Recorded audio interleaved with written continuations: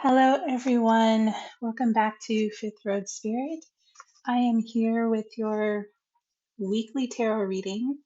Um, but of course, this week is a little different. I'm combining the weekly because it's kind of coinciding with some very big things that are going on astrologically.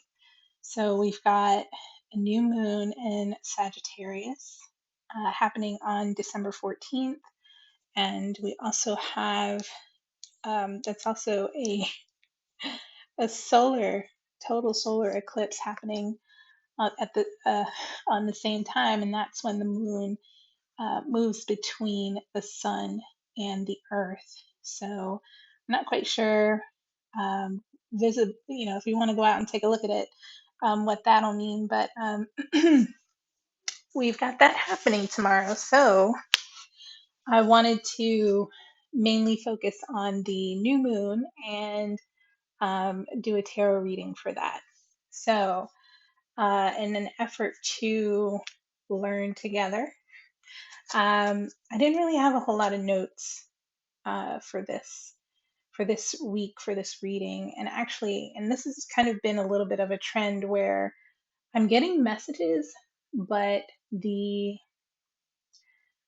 messages are, and it's interesting.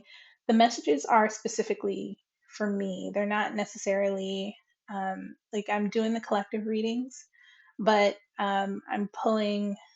There's a lot of things that I think are like shifting in in the way things are going and the way things are reading. So I'm basically trying to allow for new passages, new pathways for the messages to come forward, um, through tarot, of course, and through oracle, but also through noticing and journaling and things like that. So you might see more writings from me on Instagram, and yeah, I'm just going to keep up with the weekly readings. But here we go. Okay, so as of this reading, Sun is still in Sagittarius. So I've got my intuition or ajna candle lit for Sagittarius. The moon is also in Sagittarius, moving into its full, or not full, but into the newness. We're actually still in the balsamic phase of the moon, the lunar cycle. Mercury is in Sagittarius, Venus is in Scorpio, and Mars is in Aries. So that is your astrological update. So let's go ahead and take a look at where we are now, balsamic moon.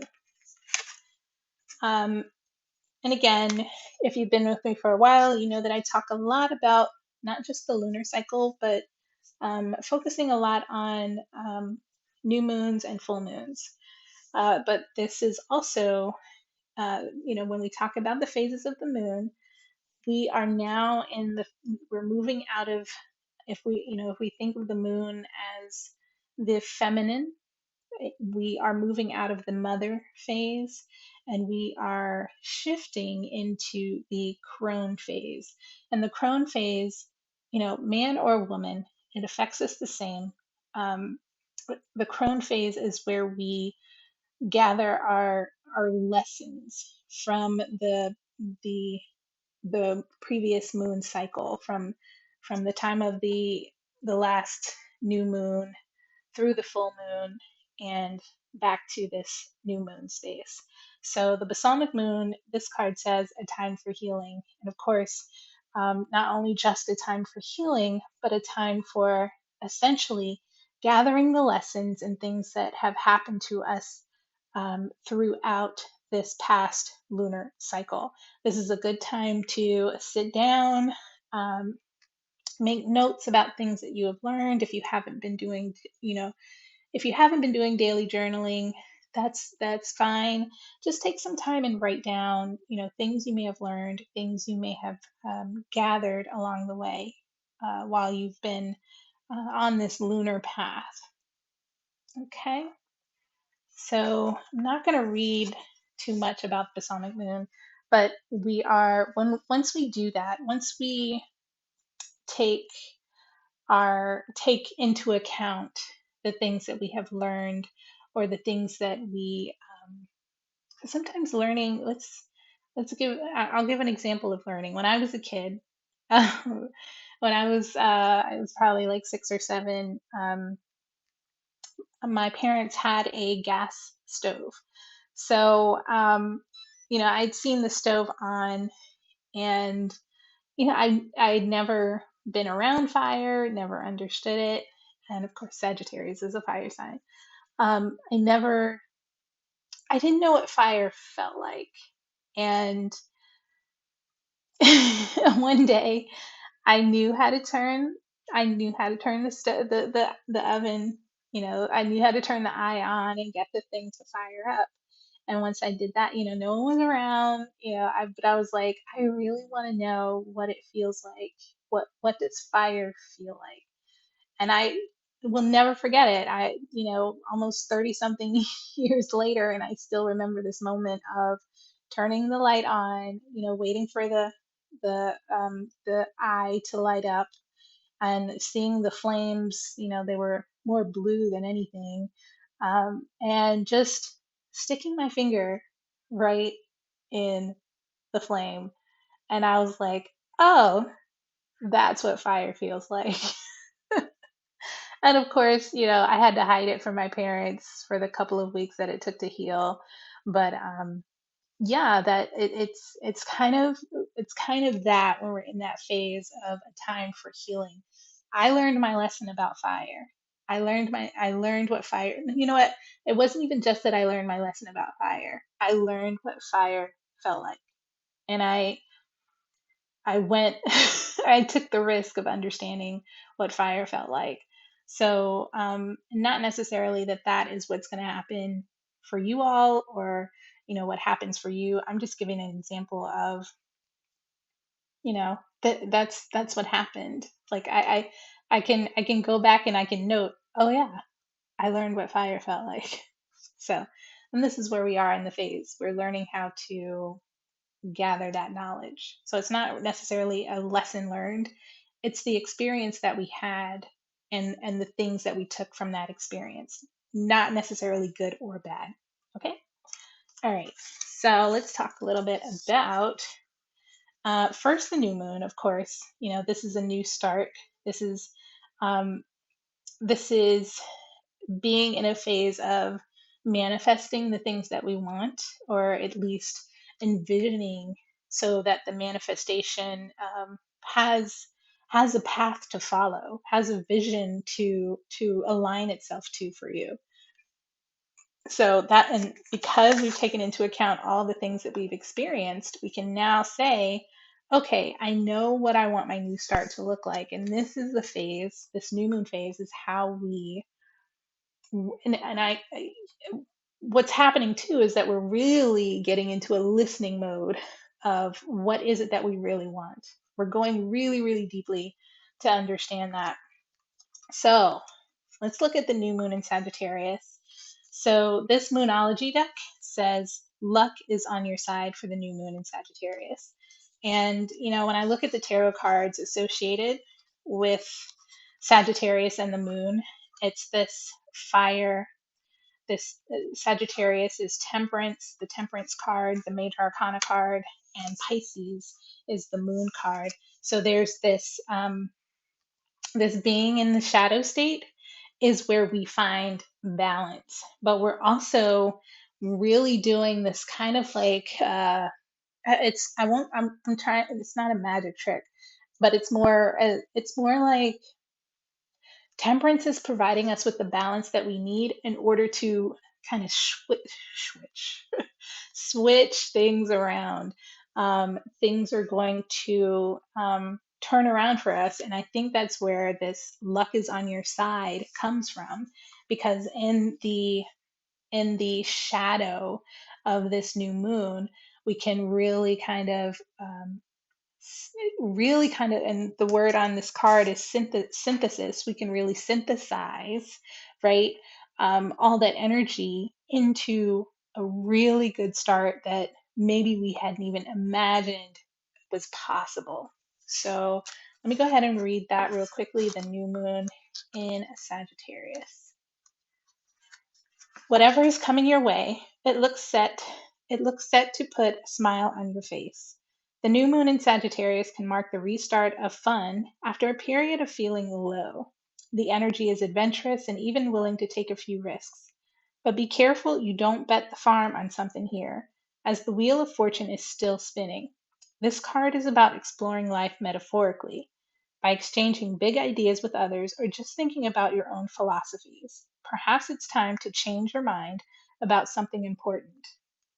It can also signal that a trip away is coming up, if that's something you're working to achieve. But the overall message of this card is that whatever happens next will be some sort of gift, even if that simply means widening your world view. To attune to this new moon, count your blessings. Literally, yes, count your blessings. Write down your experiences. Write them down or even say them out loud. Use, words are honestly, and this is not in the book, words are spells. The things that we say out, the things that we say outwardly, the things that we think, those are spells. Words and thoughts are spells. If you are not thinking the things that you want, thinking the things that the way that you want to feel or something like that, you're not um, you're putting a spell out there, plain and simple. So additional meanings for this card: you need to laugh more. This is also a wonderful time to start a course of study or teaching. Don't be narrow-minded. Maybe start a week of gratitude practice, so maybe something via Facebook or a journal or a blog. The teaching: Sagittarius is the sign of fun, travel, exploration, and the great cosmic quest. It's the sign of big ideas. Its energy is expansive, upbeat, lucky, and divine. The new moon in Sagittarius exudes all this, as does this card whenever you draw it. Nothing is set in stone with Sagittarius, and an optimistic energy could attract all manner of good things if you tap into the energy by expecting the best. Again, words are spells. Expect the best.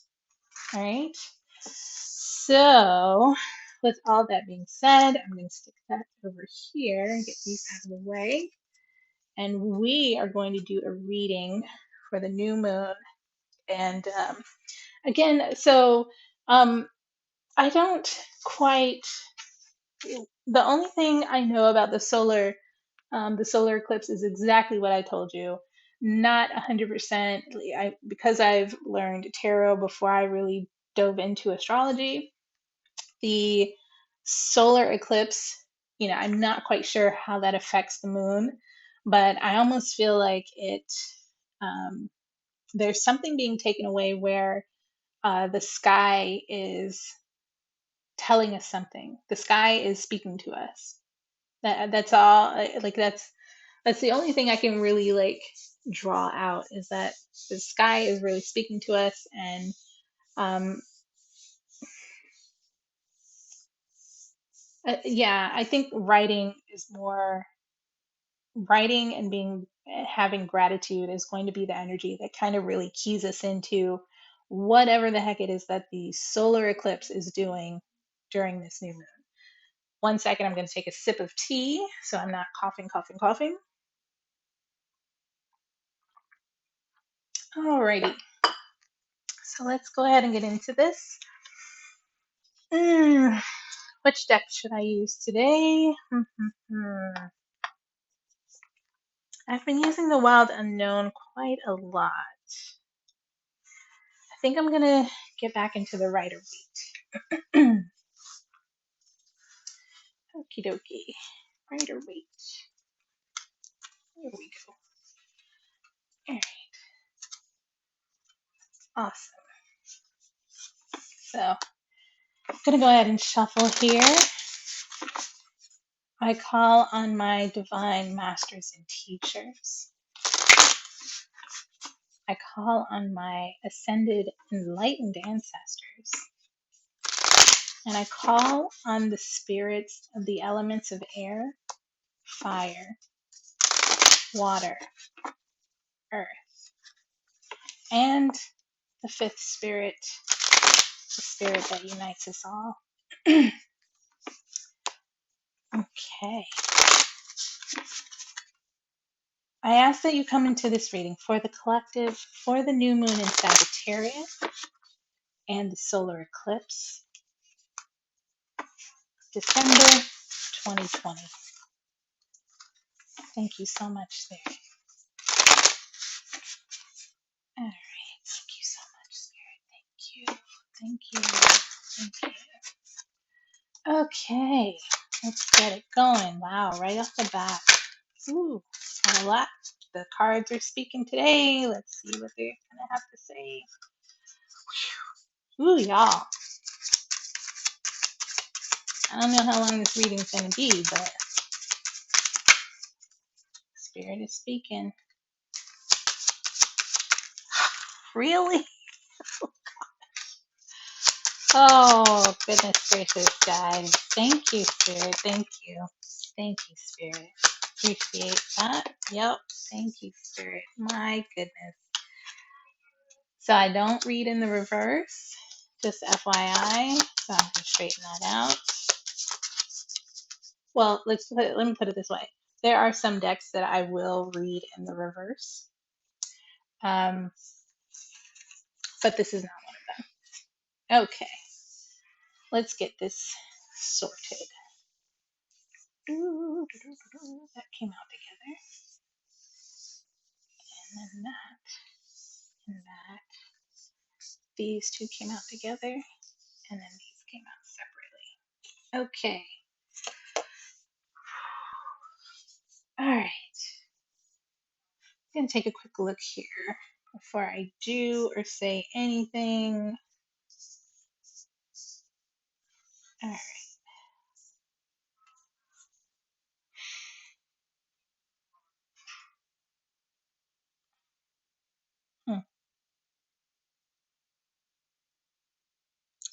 Wow. This is interesting because so I normally will read from a spiritual level, and of course, it really, it's just interesting that I think this reading is more about a relationship. Um, yeah, this is definitely a relationship reading. So, um, let's get into it.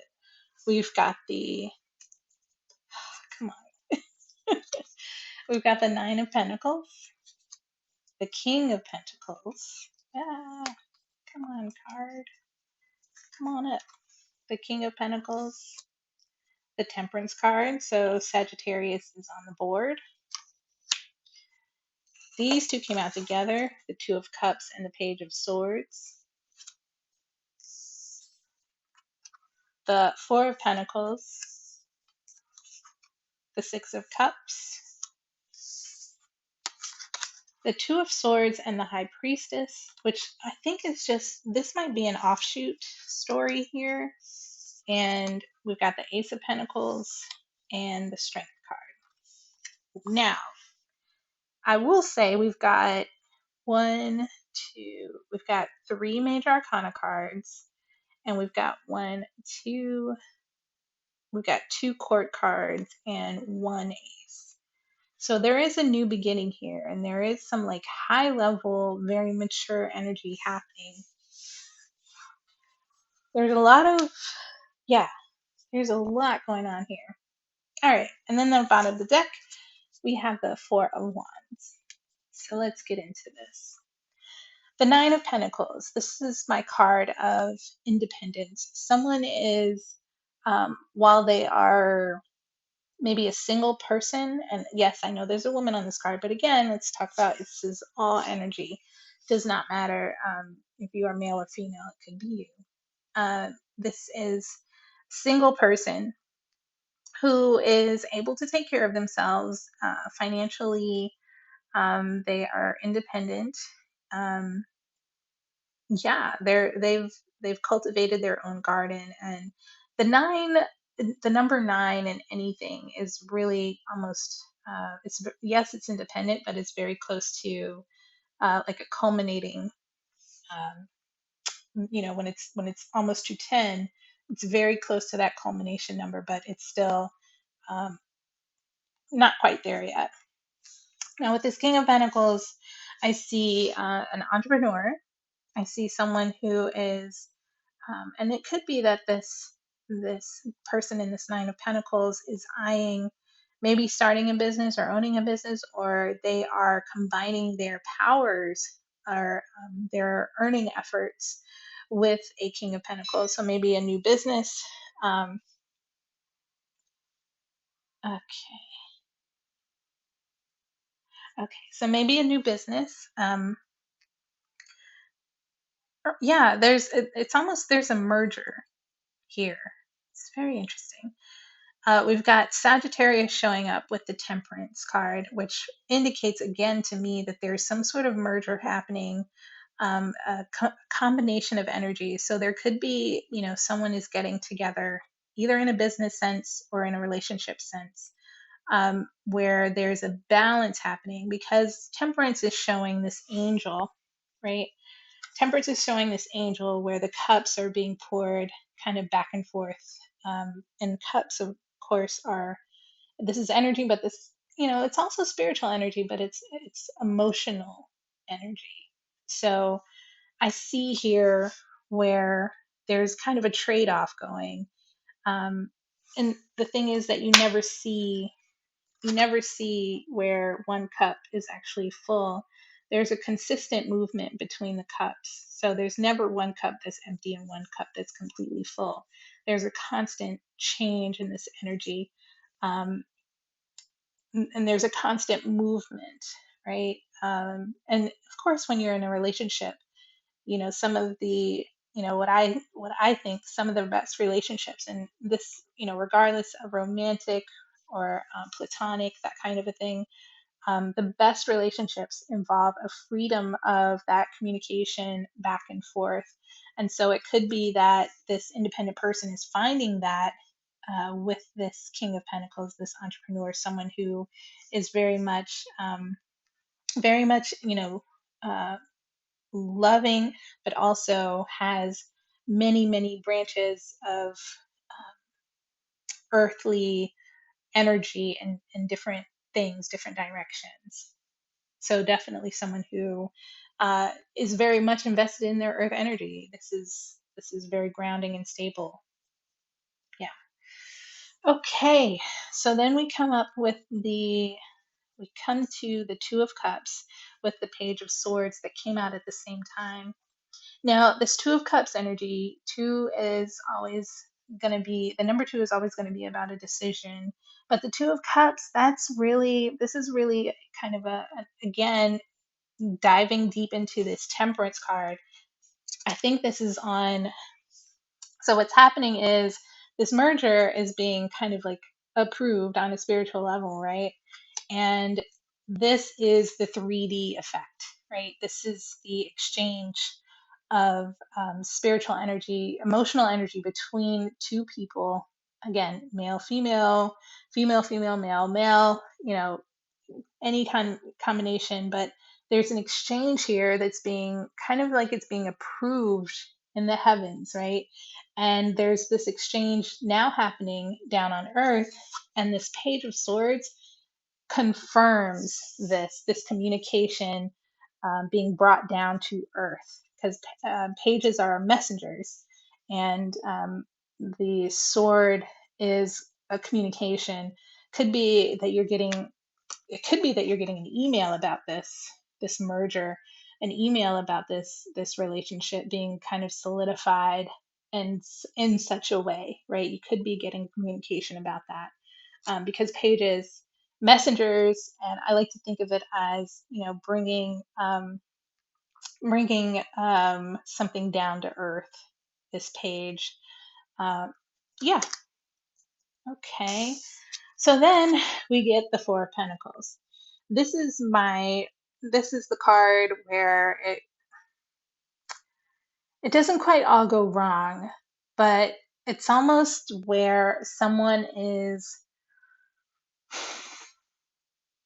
like everything was going smoothly with this merger, but then all of a sudden there was an issue with someone either procedurally not wanting to budge or give up a pentacle, in order to make the merger happen. But let's look at this card. The way that I spread it out, it fell right beneath this. It fell right beneath this Nine of Pentacles. So I wonder if the Nine of Pentacles, whoever it is, if it's you, if it's someone else, that person is reluctant to give up their Nine of Pentacles energy. And you can see the man here is like he's holding on to his pentacle. He's stepping on some here, and he's got his pentacles on his mind, right?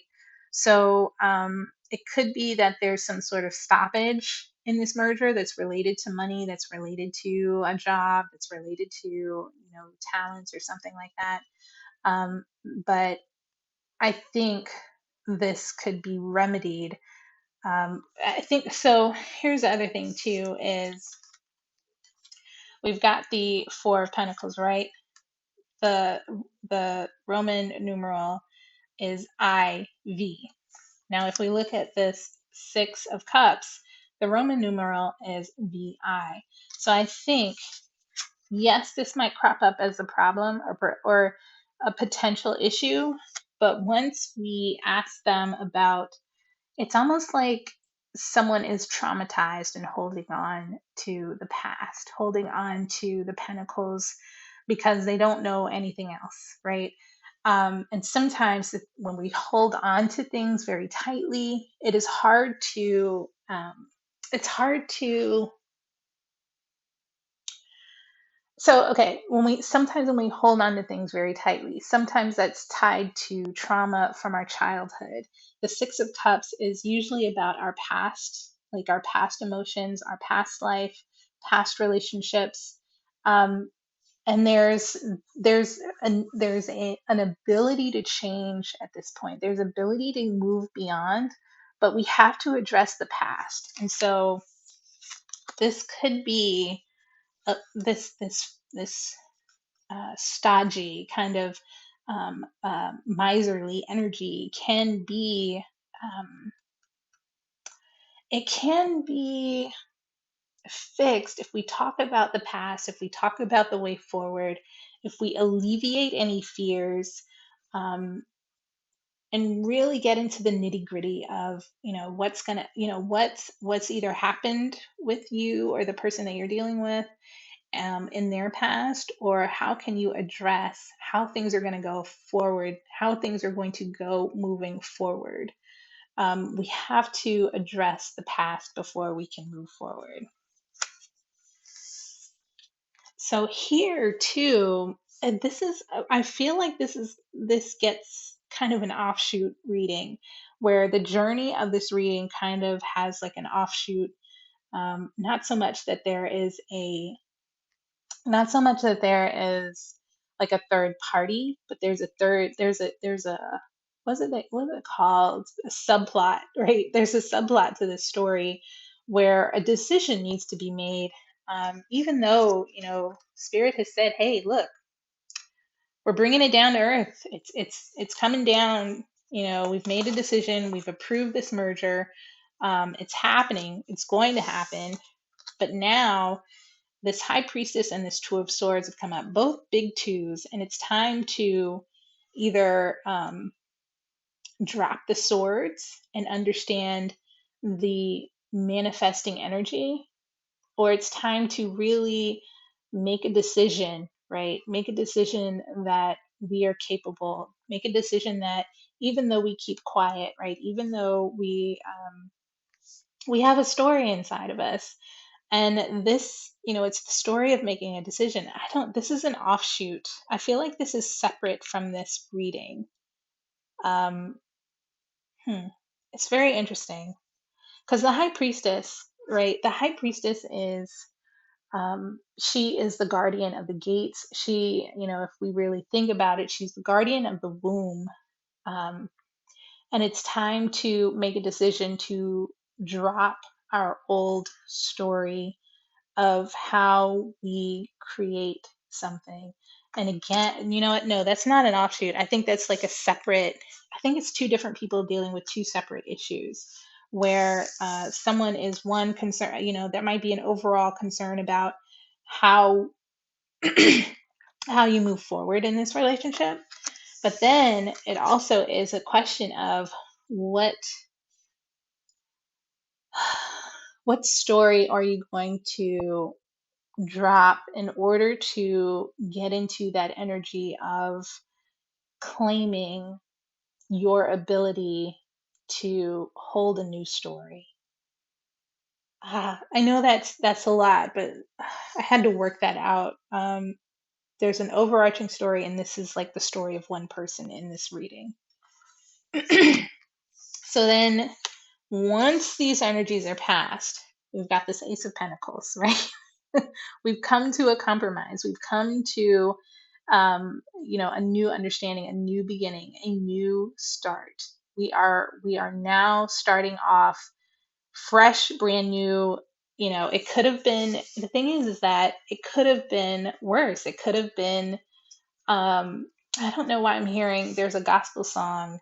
Um, there's a gospel song, and I don't quite know the name of it, but it goes, never could have made it, never could have made it without you.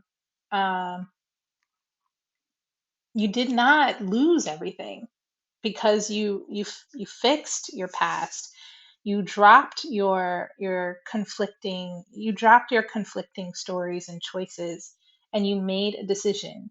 You have been gifted with this new journey, and it is divine and it is ready for you. Now with this strength card, it kind of just solidifies, this is, you've got courage.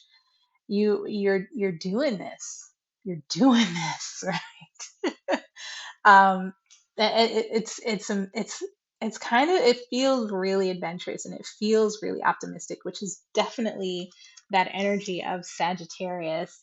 And again, at the bottom of the deck here is the Four of Wands, and this is for many tarot readers, this is about stability, this is about celebration, this is could be about marriage. And again, there's the energy of a merger here. There's the energy of yeah, there's a celebration here. Oh wow. So all right, let's go ahead and pull an oracle card for you all. Let's see. I honestly, I've been wanting to like find a new oracle deck, but have not quite been able to decide which one to get. Where are we at time wise? 33 minutes. Okay, let me get some more tea.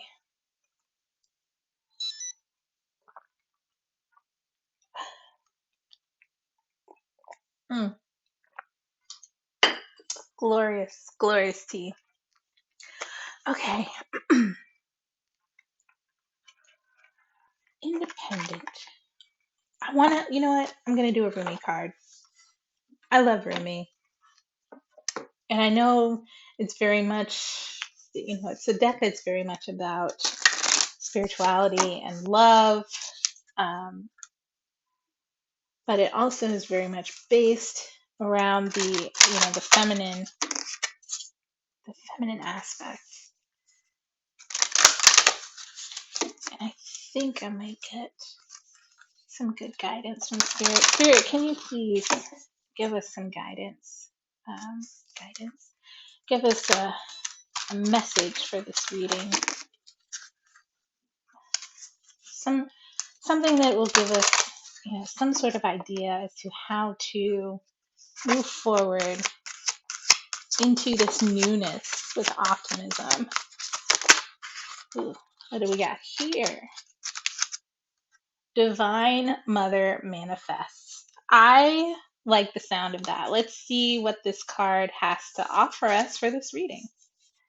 Divine Mother manifests. That is the 15 card. 1 plus 5 is 6. So again, that's, moving past that halfway point, right? So let's read 15. Okay, so I'm going to read this. Hopefully, I don't get cut off. Divine Mother Manifest. And quite honestly, I might just skip over a few paragraphs because there's a sacred honoring ritual, and I want to make sure that you get that. One more sip. Thank you very much for your patience. Oh, you, living in the world of six directions, accept the gloom and accept the bliss, for those seeds buried in the ground will one day grow into fruitful orchards. Seeds buried in the ground going into wands, right? That was words by Rumi. We share her, this divine mother, you and I. We are her precious children. We are born through her love, and she shares in our losses and our gains, our tragedies and our triumphs. Her hair forms the galaxies, her thoughts form the stars. The sun is her own warmth, and her breath is felt upon this earth, causing the roar of the ocean waves. Her voice is heard in the call of the whales and the trill of the birds. She is all, nurturing life into existence. She is in my reaching for you, and she is in your acceptance of my divine hand. She is all, this great lady. Nothing lies outside of her sphere of influence and power, compassion and grace. That includes you and your dreams, great and small, my angel of love. This oracle comes to you via the sacred grace and mercy of the Divine Mother, who is the great manifesting expression of divinity. All that is created, all that is made manifest, without exception, flows from her being. This is why it is safe to trust in life, even, most especially, the inexplicable mystery, and even the darkness that may give rise to fear and judgment within us. It is all part of her unfathomable workings. So we pray for light, we pray for love, we honor and live our lives with its mysteries with as much integrity as we can muster. But beyond that, it is best to participate in this life with much less certainty than the mind would have us believe necessary for inner peace. Inner peace doesn't come with understanding, it comes with trusting. Can we understand a star or a galaxy? Perhaps not, yet we can choose to trust in its beauty and beingness, and from it derive great energy, hope, and inspiration.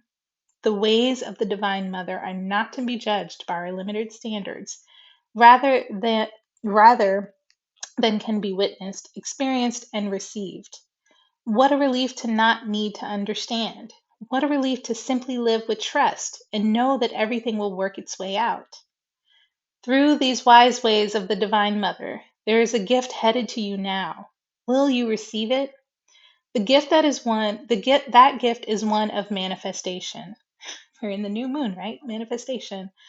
Something that you've been working towards, growing into, loving and dreaming for, perhaps for a very long time, is finally coming to fruition. Perhaps you have caught a sniff of the aromas from the divine kitchen and know the meal is nearly ready, and it smells delicious. Or perhaps you've already been a curious and naughty angel. You've poked your head through the door to the divine dining room, only to be captivated by the candlelight dancing in reflection upon gleaming silverware, and the subtle sounds of crystal goblets and finest china being laid down upon an exquisite dining table. Or maybe, dearest one, you have absolutely no clue what is about to happen. With your thoughts and attention so often turned to the past or future, you have yet to realize what is coming to life for you this moment. Perhaps you will not gain any advance notice. You will instead run smack into the middle of a dinner party hosted in your honor, and perhaps even feeling unprepared, wondering if this morning's yoga attire is suitable for such a grand occasion. You are being asked to receive this gift completely and utterly. Whether you feel sufficiently worthy or not, or appropriately and readily attired, it is time, and the bestowal of this gift is as it should be. Whether it seems to be in the best form, or how it should be according to your opinion or the opinions of others, it is as the Divine Mother has accorded it to be. She has her wild ways, of course, and oftentimes her workings in the world are, to put it mildly, downright unfathomable. Yet somehow all things, all creations, all of life, her every working, serve love. You are one of her creations, and so is the imminent manifestation of your own heart truths. Live it, love it, receive it completely. It is yours and meant to be so. This oracle comes with additional guidance for you. No matter whether or not things appear to be working out, they are. And you are held in the loving protection of the Divine Mother to keep you from straying from your highest path and divine destiny. There is work here for you to do upon this planet in your unique way. It is the work of the Divine Mother, the work of love. So then, allow her to care for you even if you wonder what the heavenly minx is up to at times. Here's a sacred honoring ritual. Place your left hand with palm facing upwards in front of you, reaching out as if to receive. Say aloud, Divine Mother, through your gracious compassion and bounty, I humbly bow. Bow your head to your hand for a moment. Or, if you wish, kneel and kiss the floor. In this action, allow yourself to truly surrender into the workings of love. Just intend to surrender, and it shall be. Then arise and place your left hand out again with palm facing up and arm extending slightly as if to receive, and say aloud, I willingly accept the bestowal of grace now manifesting into form as a heartfelt wish delivered to me through the Divine Mother's genius and generosity. Thank you, thank you, thank you. You have finished your sacred honoring ritual. All right, guys, that is your reading for the new moon in Sagittarius, the solar eclipse. I will be back with another reading for Capricorn season. And also, we have a great conjunction coming up, which last week's reading actually really felt like a reading for the Great Conjunction, but I'm going to see if I do a reading for that, and maybe Spirit calls me to that. But otherwise, I am so grateful that you've joined me today, and I hope you have a wonderful week with your new moon. All right, thanks so much. Bye.